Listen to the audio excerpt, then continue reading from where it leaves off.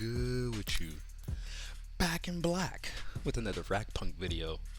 In this one, I kinda wanted to encapsulate my first impressions of this game and basically give a yay or a nay recommendation as far as if this is something that should be on your radar for the upcoming year. If you guys are new to the channel and you enjoy shooting games just like me, don't forget to aim for that like button and shoot that subscribe button as well. It'll help you find better teammates and improve your skill-based matchmaking. At least I hope so. But yeah, man, what is Fragpunk in a nutshell? Probably the main thing you're wondering. Well, in their words, Fragpunk is a 5v5 hero shooter featuring power cards that let you change the rules of combat. But if I had to put a millennial description on it, I would say it's like playing a first person shooter that has been fused with Counter Strike, Overwatch, and Yu-Gi-Oh! If you can imagine that concoction in your head. The reason I say Yu-Gi-Oh! Is because the shard cards, as you will come to know them, are just as vital to the game as your gun and aiming skills. More on that in a bit. First thing I wanted to touch on was the game's aesthetic. Generally speaking, I'm more of a realistic military kind of guy when it comes to how I like my shooters to look or come across. But I gotta say, despite me being somewhat tired of the cartoony aesthetic that we are constantly, being pounded with as gamers, this game does it in a way where, it's vibrant, it's colorful, but it doesn't necessarily come off like it was made for kids per se. Honestly, in my opinion, I would say, it has more of an anime kind of vibe to it, and upon doing more research, I find out that Bad Guitar Studios, the makers of this game, is a subsidiary of Thunderfire Studios, which is owned by NetEase Games, the same company that brought us the amazing Marvel Rivals that came out recently in that game's amazing aesthetic. Do you think there's a coincidence there? I don't think so. But getting back on track, from the menu design to the characters, you will see everything in this game is very stylized and unique. And, I'll take that over photorealism that every game, seems to be relying on nowadays instead of focusing on, making something that is aesthetically pleasing to the eye. So, I don't know. I'd be remiss not to mention the menu music as it is definitely chef's kiss. They got this dope ass hip hop beat with a bass guitar in the background that just forces you to nod your head. And it's the little things like that that a game can do that will keep me coming back or staying on that much longer, even if I'm just vibing out in the menu listening to the music and not necessarily in a match, if that makes any sense. Give it a listen.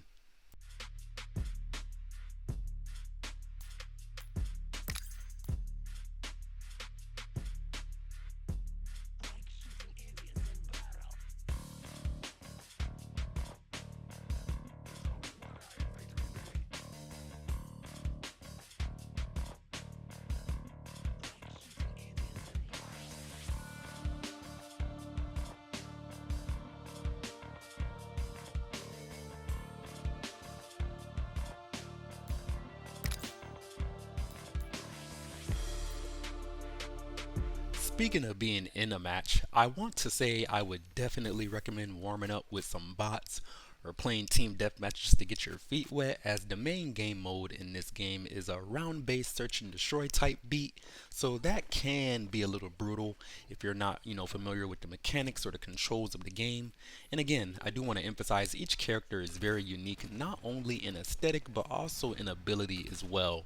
My personal favorite is Broker, partially because he's also a cool black guy with dreads like myself, and he wears glasses or shades, but also because of his kit that comes with explosive traps for area denial, vision control with a gold smoke grenade coin, and a rocket launcher called Goddard's Vengeance, which is amazing for multi kills and balanced by slow projectile speed, which definitely needs a buff in velocity, no bias intended.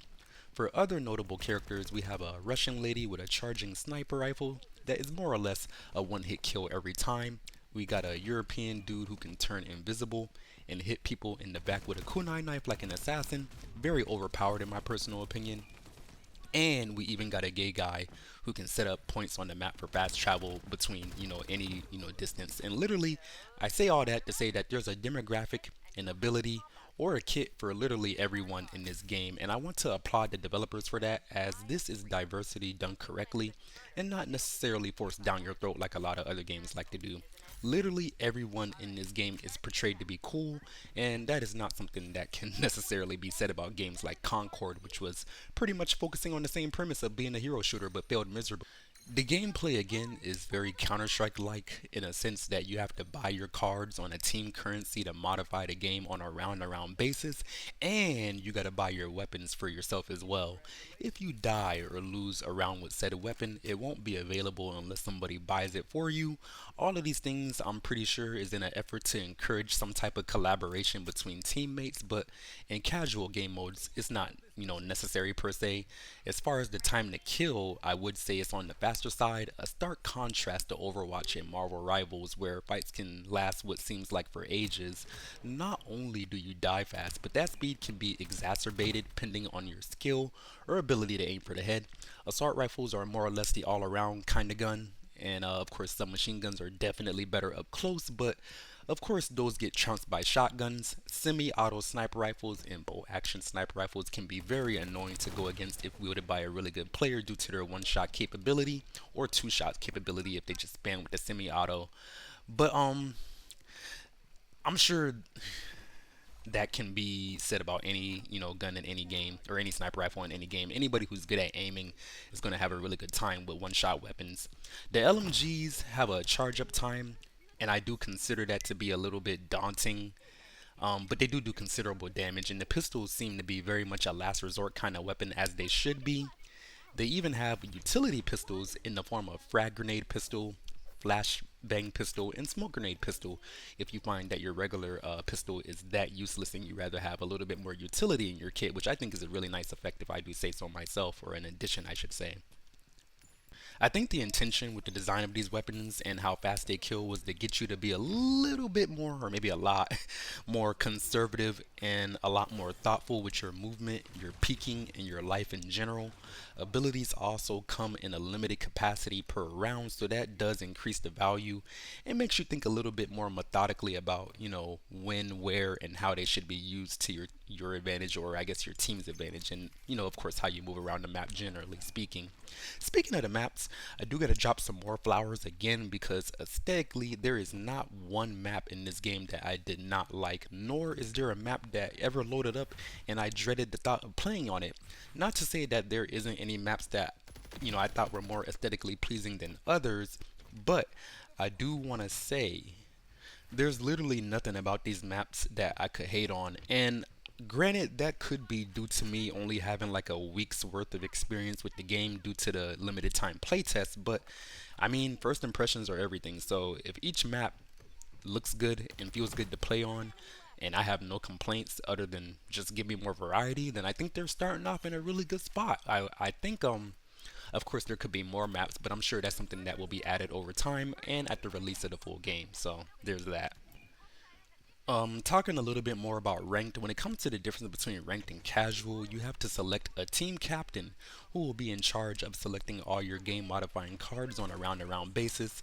A neat feature about that is that when you're in the lobby before the game starts, you have a feature that allows you to ask to be team captain. Of course, everybody else can too, but when you do that, the game will display your win percentage next to your name to further validate your request. Or, of course, if somebody has a higher win percentage than you, the odds of them being selected is, of course, higher. And that being said, the matches, more often than not, I would say they're very intense and they go down to the wire. And the reason that that is important is because when the games go down to the wire and it comes down to like, one round being make or break, or if there's a tie at the end of the game, I should say, then the game will go into the, again, one of the most unique things I have seen a first person shooter do. If the teams are tied up at the end of the game, you will essentially go into a whole new game mode, which is essentially 1v1s on a round base, I guess, basis. So, five people on your team, five people on the other team, the game is tied up. You will go against each other like you're playing 1v1 on these specially designed small maps. And whichever team wins all of their 1v1s, then essentially that is the team that wins the game, which is crazy because it's such a completely different dynamic from the main game, which is obviously search and destroy, which of course you can plant the bomb or eliminate the other team. But it's just funny. or I think it's very unique that like if both teams are evenly matched, it just comes down to who has the better aim and gun skill at the end of the day, which is something again I have literally never seen another first person shooter come up with something this like outside the box. And it's almost to a point where like this is probably going to be one of the most underrated games ever because it's such a crazy unique feature to end the game with a 1v1. When you do go against the other team in that situation, if you beat the person that you're matched up against, you will keep going until you are actually killed, and then the next person up will obviously go after that. Your health stayed the same between each in-game round. And yeah, man, it's hard. It's one of those things where like you just gotta sit back and appreciate people who are really creative like that. And creativity is again something that the video game industry is lacking nowadays. So I know it sounds like I don't even know what I'm talking about when it comes to this, but I'm just kind of taken back and baffled that they would even think of something so creative, and I want to give them their flowers for that. I do want to talk a little bit more about the cards, as that is the main draw or spectacle of this game in a nutshell. Much like Yu-Gi-Oh, the more effective a card is, the more points it will cost to be activated. And I will say, the variance in the cards available is simply enormous, and I'm sure they'll be adding more over time upon full release. The cards, you get them by basically just playing matches and completing them. Some cards available to you and your team include, but are not limited to, Big Head mode for the other team, which makes it easier to get headshots for you and your team, of course. They also got things like Double Jump, which will, of course, make it harder for you to hit because why are people jumping around in a first person shooter? I guess you could say that's akin to Call of Duty and X Defiant. But yeah, some crazier cards like Turtle Shell, which makes it impossible for you to be shot in the back. They got downhill rain, which makes it harder for the enemy team to move around or they'll move slower since they're in water. They got cards so crazy that when you kill somebody on the enemy team, a metaphorical Grim Reaper will spawn behind you for a melee attack. So basically, when you kill somebody, you gotta keep moving. And then they even got cards that will flip the entire map upside down, which will basically ruin your entire orientation. Just some crazy stuff, man. And not crazy in a bad way, crazy in a good way, crazy in a way that makes the game more fun. The randomness of it all in a tactical shooter is very, very paradoxical, but it works at the same time. And I love things that are like contradictory, but still like equal having more fun or making sense somehow. I'm not sure I'm not too sure, but I think they could find a better way to implement earning cards as a form of progression because there isn't really much of a progression system in the game currently aside from just ranking up your number. So if they could rework the cards and maybe incorporate earning cards between like ranks and like challenges and stuff like that, then I think they could have a little bit more longevity or dedication when it comes to people staying on the game because as far as that playtest is concerned, it kind of felt like I was just playing to play. But again, that could be something that they're working on already. So that's just my 2 cents. I do like challenges and I do like having things to play for when I'm actually playing the game. So I'm sure a lot of people will agree with that as well. I can't speak much on monetization, but during the playtest, we did have a battle pass that we could progress through, and of course, I maxed it out. So I'd expect the same thing in the full release, probably for like $10 or something like that. Speaking of that, I hope the skins that they have planned for the game are exponentially better than what I saw in the menus during this playtest, because judging by what I saw, we might have another level of X Defiant basic bitch skins on our hand, which is ironic considering how stylish everything else in the game is. But yeah, man, considering the business model, I will say you guys probably want to have a little bit more investment on the skins available. That could just be chalked up to them saving the really, really good skins as stuff you have to pay for, which would make me very sad because, you know, there should be really, really nice looking skins that should be earnable by, certain challenges or feats or progression. But I don't know, we'll cross that bridge when we get there. I did just want to touch on that and say that the skins aren't necessarily the best looking thing you have seen in a while. One of the last things that I wanted to touch on before the end of the video was the lack of different game modes. Basically, it was just Shard Clash, which is essentially search and destroy, or you could play Team Deathmatch if you wanted to dick around, but Again, I do want to give them credit because they have that like 1v1 type game mode at the end of the game if you guys are tied up, but that's not something that you could, play on its own. So I don't know if I necessarily want to count that. Um, and again, this is a 5v5 hero shooter, so I feel like they could have took a little bit more inspiration from, games like Overwatch and maybe have some type of like payload game mode or something like that. And I do understand, like, when I think about it a little bit more, it might be hard to balance certain game modes around the cards because they alter everything about the match. So in that sense, I can understand why they don't necessarily have a bunch of different game modes off rip.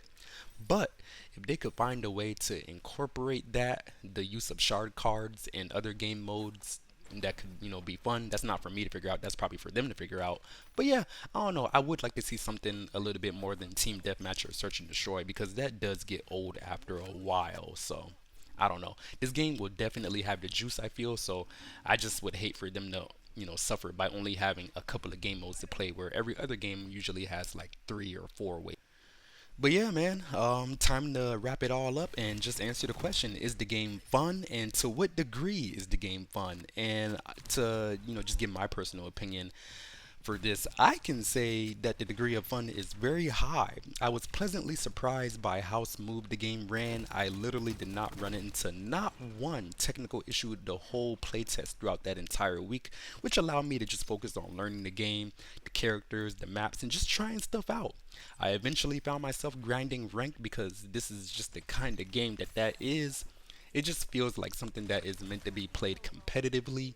It's weird because, again, the randomness of the cards and the effect that it has on each game is very unprecedented. It's almost, it makes you feel like maybe this game shouldn't be played competitively or ranked and just focused on casual fun. But again, it's a true paradox of fun that I found myself playing each day of the playtest that it was available, and I felt myself somewhat saddened when it went away. So that's how I know for sure that this is definitely a game that I will be looking forward to when it comes out March 2025. And if you are a fan of unique shooting games with very, very pleasing aesthetics, then I feel like this is something that should definitely be on your radar as well, as these guys are taking a very, very abstract, unique approach to first person shooters in general. So yeah, I guess all that said, let me know what you guys think down in the comment section. Did this game pique your interest, or do you feel like it is a hard pass? Let me know your thoughts. And yeah, don't forget to aim for that like button, shoot that subscribe button as well. It'll help you find better teammates and improve your skill-based matchmaking. And yeah, thanks for watching. I hope you guys have a lovely rest of your day. Black guy out.